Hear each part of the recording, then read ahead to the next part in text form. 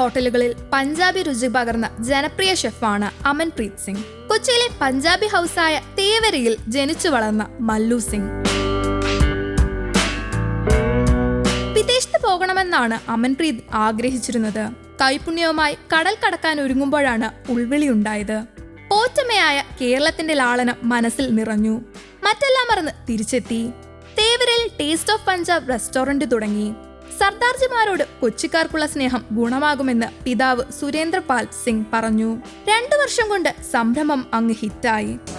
Aman from very beginning പുള്ളിയുടെ ഒരു എന്താ പറയാ സ്കൂൾ ടൈമിൽ തന്നെ പുള്ളിക്ക് ഒരു പാഷൻ ഉണ്ടായിരുന്നു ഈ ഫുഡിന്റെ.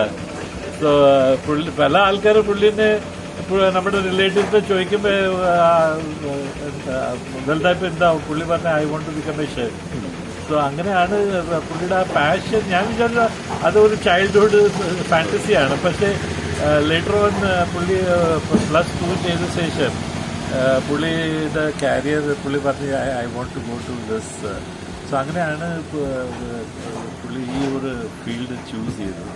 ഇഡലിയുടെയും സാമ്പാറിന്റെയും ഓണസദ്യയുടെയും ഒക്കെ വിദ്യ അറിയാവുന്ന അമ്മ മഞ്ജീത് കൗറിൽ നിന്നാണ് അമൻപ്രീത് അടുക്കളയുടെ രസതന്ത്രം മനസ്സിലാക്കിയത്.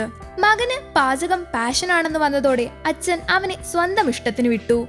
ഫുഡ് ക്രാഫ്റ്റ് ഡിപ്ലോമയും ഹോസ്പിറ്റാലിറ്റി മാനേജ്മെന്റിൽ ബിരുദവും നേടിയാണ് അമൻപ്രീത് ഷെഫായത്. കൊച്ചിയിലെ ട്രെൻ, ലേ മെറിഡിയൻ, ബാംഗ്ലൂരുവിലെ ഷെറോട്ടൺ ഹോട്ടലുകൾ പഞ്ചാബി രുചി വിളമ്പി. തുടർന്ന് കാനഡയിൽ നിന്നും ഓഫർ എത്തി. അപ്പോഴാണ് ദൈവത്തിന്റെ സ്വന്തം നാടിനെ മറക്കാനാകില്ലെന്ന് തിരിച്ചറിഞ്ഞത്. എഡ്യൂക്കേഷൻ എല്ലാം ഞാൻ കേരളത്തിലാണ് ചെയ്തത്. സോ ഞാൻ പഠിച്ചതെല്ലാം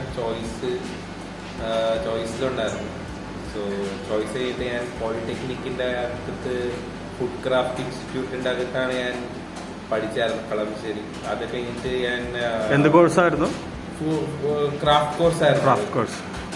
സോ അത് ക്രാഫ്റ്റ് കോഴ്സ് 1 വർഷത്തിന്റെ ആയിരുന്നു. അത് 1 വർഷം ചെയ്തിട്ട് ഞാൻ വയനാട് പോയി BSc ഇൻ ഹോട്ടൽ മാനേജ്മെന്റ് ചെയ്തായിരുന്നു.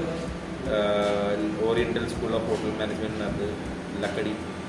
സോ അവിടെ പോയിട്ട് ഞാൻ കോളേജ് ചെയ്തിട്ട് ആദ്യത്തെ ജോലി ഞാൻ ഇവിടെ ട്രൈഡന്റിലെ ചെയ്തായിരുന്നു, ഐലൻഡ്.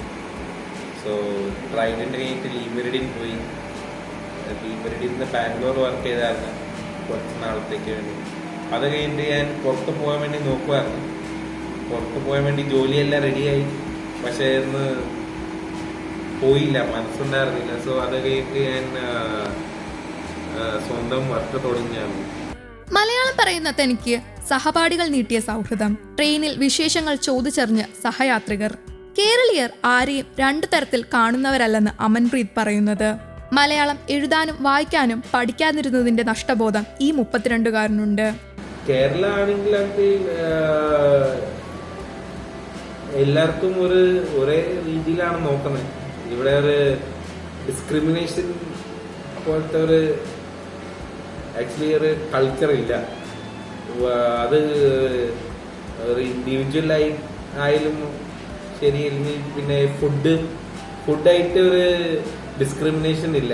അത് ഫുഡ് എങ്ങനെയുണ്ട് ആ രീതിയിൽ തന്നെ അത് എൻജോയ് ചെയ്യുന്ന ഒരു സ്റ്റേറ്റാണ്. കൊച്ചി നേവൽ ബേസിലെ ലഫ്റ്റനന്റ് കമാൻഡറായിരുന്ന പത്താൻകോട്ട് സ്വദേശി അവതാർ സിംഗിന്റെ കൊച്ചുമകനാണ് അമൻപ്രീത്. തേവരയിൽ ഗുരുദ്വാര കൂടി വന്നപ്പോൾ അവതാർ സിംഗ് കുടുംബവുമായി ഇവിടെ കൂടി.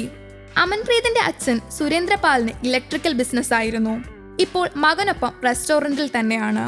അമൃത്സർ സ്വദേശിയാണ് അമ്മ. മൂത്ത സഹോദരൻ സിമ്രാൻ സിംഗ് മർച്ചന്റ് നേവിയിലാണ്.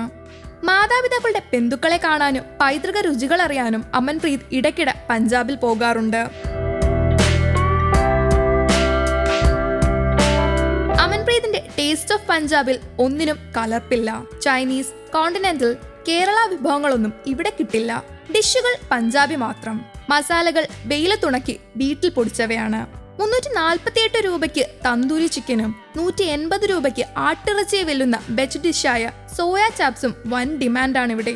പുലാവ്, ജീര റൈസ്, ആലു പൊറോട്ട തുടങ്ങിയവയും ഇവിടുത്തെ ആസ്വാദകരുടെ ഇഷ്ടവിഭവങ്ങളാണ്.